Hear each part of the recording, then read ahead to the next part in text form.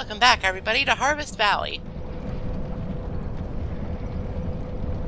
For now, before we head out again, we're going to rearrange our spells a little bit, catch our breath, and then head for our next destination.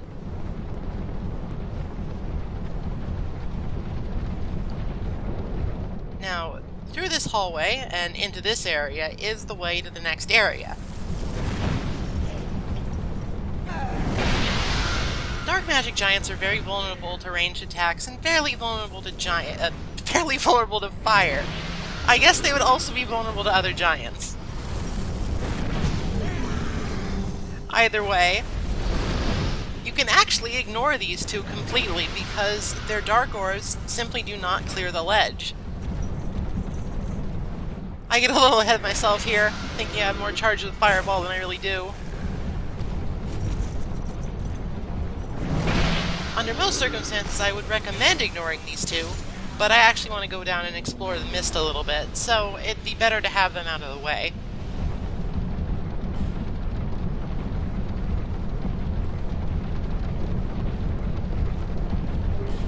There's some pretty nice stuff down here. It's not as big as the first area, though, which is honestly kind of a relief.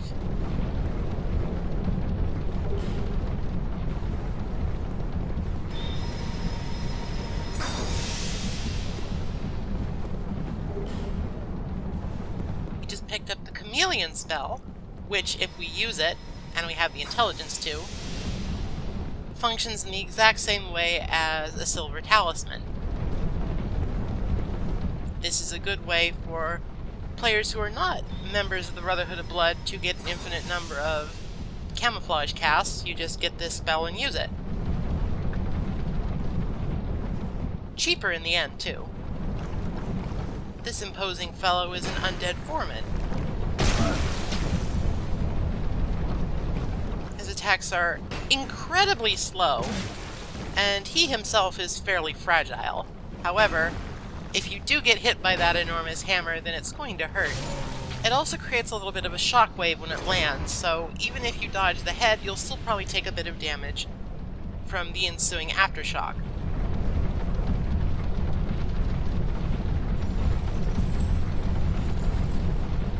Down this way is one more artificial undead. He seems to be having some issues.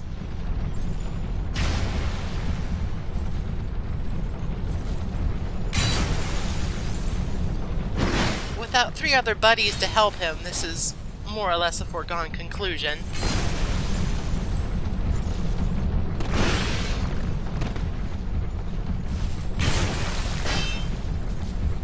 However, we also once more bear witness to the flaws of the Great Scythe. That probably would have taken a much shorter time with, say, the spear or a sword or something.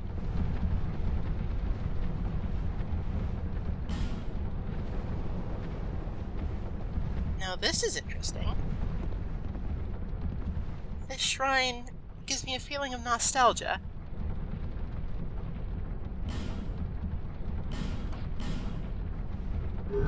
Much like the Victor's Stone in Majula, the Covenant leader for the Heirs of the Sun is not actually a person, it's just a rock. I guess in this Covenant's case, at least it's a carved rock.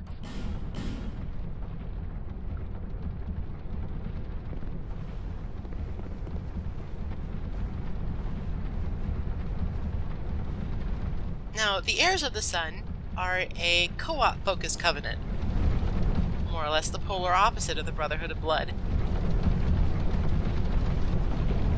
I will get into that a little bit later, but we will see what makes them special. Now, undead foremen are extremely resistant to poison and elemental damage in general.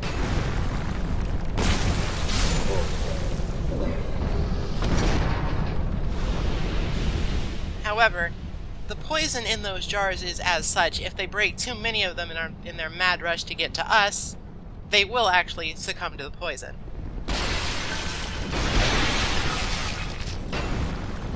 It's not an especially reliable way to deal with them, but if you can manage it, it will save you some durability.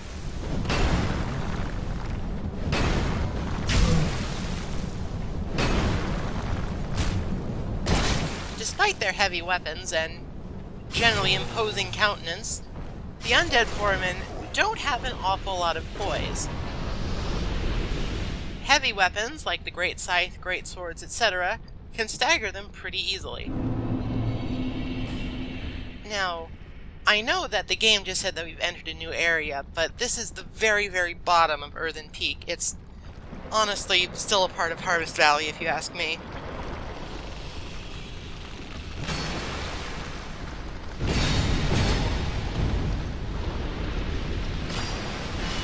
These disgusting-looking bugs are disgusting-looking bugs. And they like to emit poison clouds, as well as just sort of bump you. They are not especially noteworthy or threatening in any way. That will change a little bit later.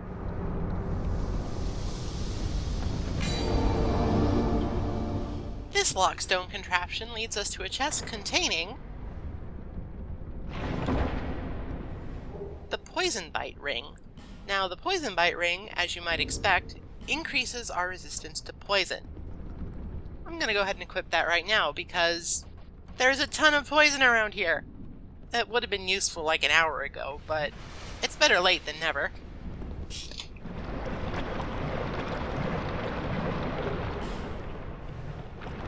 At the very end of this corridor is another Estus Flash Shard.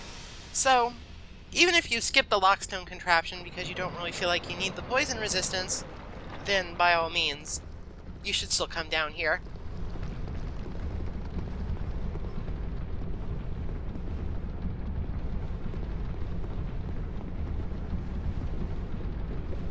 We can take this ladder up to access the upper part of this room.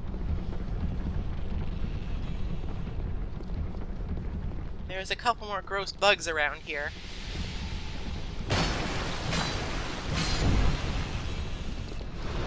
As well as another trio of undead foremen. Now, you should not underestimate any enemy in this game, but the undead foremen are not particularly threatening. Just make sure that you are aware of their enormous hammers and you'll be fine. They don't even really do that much damage comparatively. Like, it hurts a lot, but it doesn't hurt quite as much as you might think.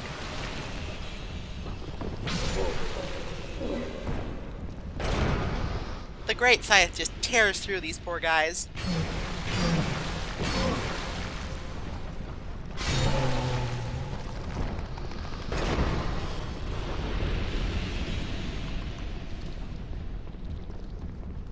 Continuing our exploration, we find another room with more bugs.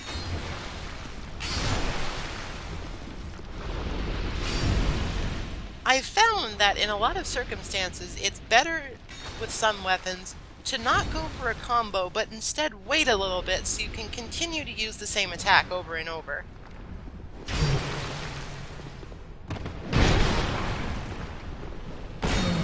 Now, that is a danger with these guys. Their attacks are so delayed, it's very possible to simply jump the gun. And in the chest is... oh my goodness. In the chest is death. That's the prize. The prize is death. Rest in peace, Hal.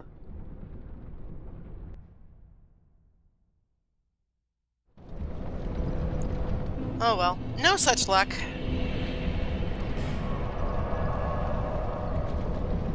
Now that we're largely done mucking around with poison, I'm going to switch up our spells once more.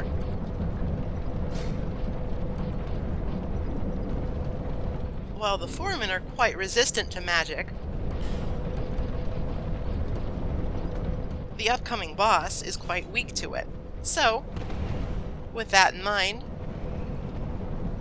and given how quickly the Great Scythe will simply tear them apart, I'm fine with hamstringing ourselves in terms of magic against the foreman if it means the boss is easier. As you can see, ignoring dark magic giants down there is easily the best option.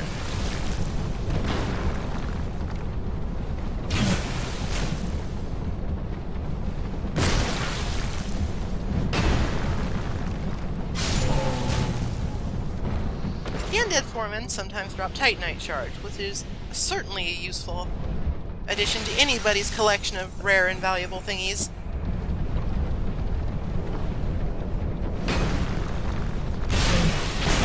As you can see here,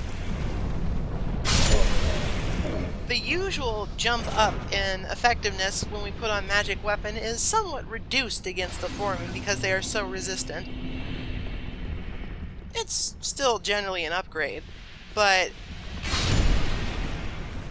compared to how much more damage we do to the bugs, it's pretty telling.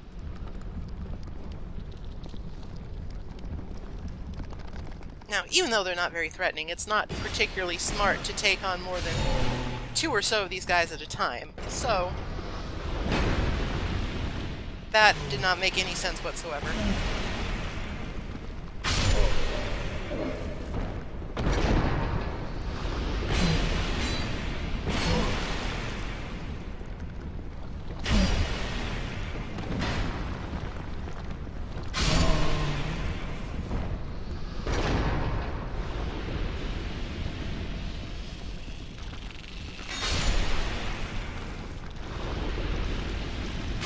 If we hit them at the right distance, the Great Scythe is a one-hit KO when buffed with magic. Alright, let's try this chest again. I have an idea.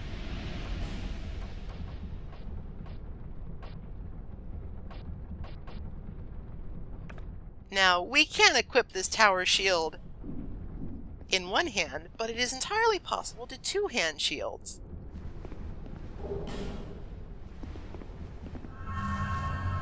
And even the strongest arrow trap won't get through this. Oh, what the hell? I refuse to believe that in the 10 minutes it took...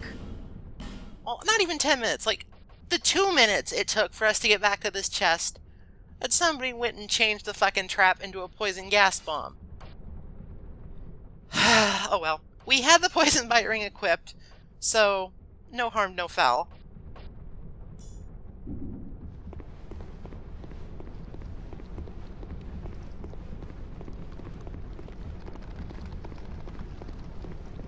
Now, before we take on this boss, I am interested in showing off what happens when you join the Heirs to the Sun. So let's go ahead and leave our summon sign down here, after we've made a couple of adjustments to our inventory.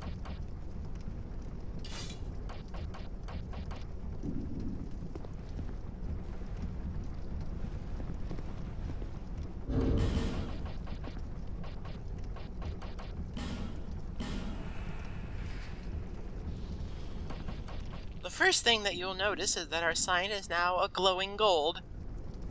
This lets other people that are looking for summons know that we are part of the Heirs to the Sun.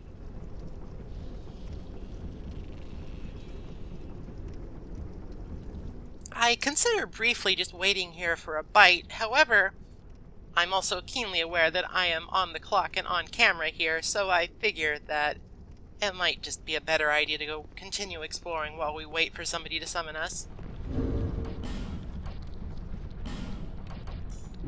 Now, we're about to deal with some gravity, so, as I prefer to do, I put my Ring of Life protection back on just in case of mishaps. Pick up this Skeptic Spice, and steel myself for the upcoming jump. Our goal is to land on that platform down there. To do so effectively, you sort of need to angle yourself.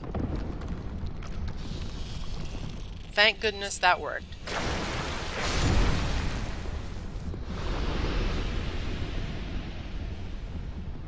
This area introduces us to a new enemy, and an old problem that sometimes I forget which weapon I have equipped in my offhand.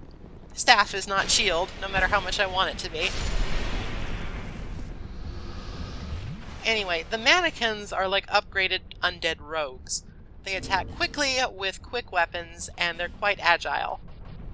To make up for that, they're a little bit fragile, they don't have a lot of poise, and their attacks individually don't do a lot of damage.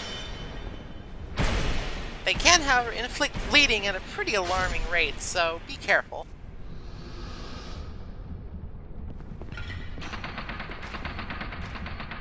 Earthen Peak introduces a new mechanic: traps. Not just the trap chest kind, but like pressure plates and arrow shooters and stuff like that. It's very Sen's Fortress if you played the first game. We have been summoned to the world of Epic Bro, and as you can see, we now have a brilliant golden aura around us to signify our new standings as the heir of the sun. This next boss, the Covetous Demon, is somewhat notorious for being one of the easiest and most worthless bosses in the game.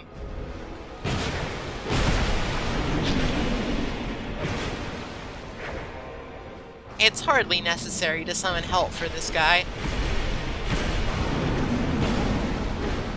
The only difficulty you can run into is that, due to his size and somewhat erratic, if slow, movements, you can get clocked by some of his stronger attacks just because you can't see what he's doing. But, well, they had that boss down before I even really got into the room. So, duty fulfilled, praise the sun, task completed. Our reward is not a token of fidelity, but a sunlight medal. You use these to offer them to the sunlight altar and raise your rank in the Covenant.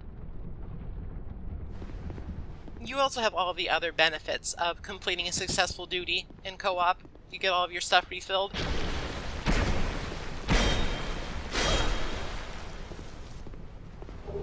Now, I'll talk about the Covetous Demon a little bit more in depth when we get there ourselves, which won't be long.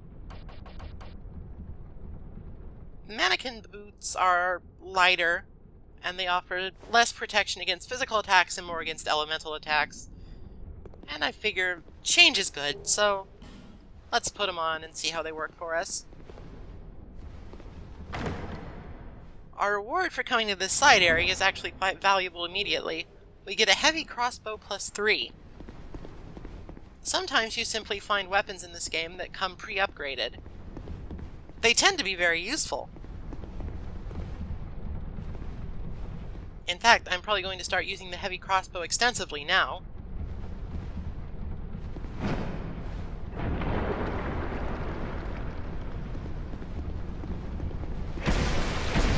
Now, one thing to note when you are switching weapons as frequently as I do, you have to note that not only do weapons do different damage, they also do different poise damage.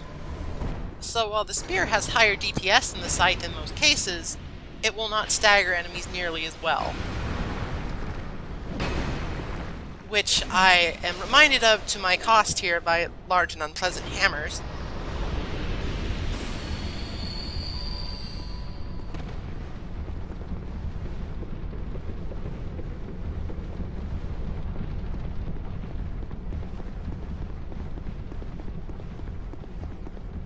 Fortunately, the trek back up to where we need to go is very short. Harvest Valley, as long as you don't take any detours, is a very quick area. Unfortunately for us, we took all of the detours, so here we are. Alright, time to take on the Covetous Demon ourselves. Now, this guy has a gimmick that I do my very best to show off. Ideally, you can shoot down those pots with the undead in them, and they will fall down and distract the demon and he will eat them. That gives you a bunch of free time to do whatever you want, hit him, etc. However, at the point of this recording, I had completely forgotten that crossbow bolts and arrows do not break things. Why do they not break things? I do not know. If you want to break these pots, you need to use either a magic spell, throwing knives, or if you're on New Game Plus or something, a great arrow. Now, fortunately for us, even with all that time wasted trying to get the gimmick to work, this guy is still a joke. He has very little endurance, his attacks are heavily telegraphed.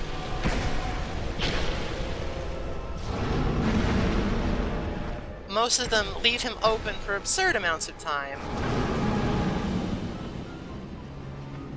And the only really troublesome thing can be is that the hitboxes are inconsistent.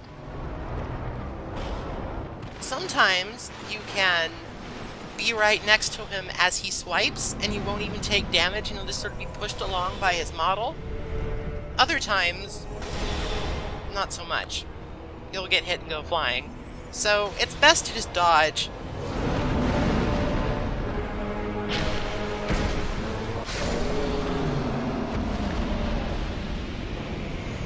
That was a thing, I guess. We get the covetous demon soul as a reward. And power beyond our imagination. At this point, I'm frustrated and confused, and trying to figure out why this thing will not frickin' break. I try shooting the chain, I try shooting the hollow, I try shooting different jars entirely, and then it hits me, wait a minute, maybe I'm using the wrong weapon.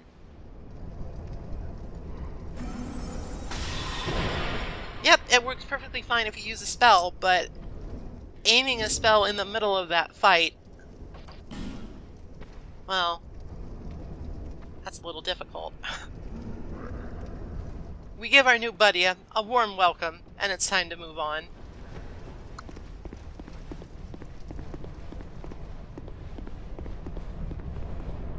We find a bonfire and our old friend Lucatiel. We will talk to her next time. But now, content in the knowledge that the rest of Earthen Peak is now open for exploration, it's time to take a break. I'll talk to you later. Bye-bye.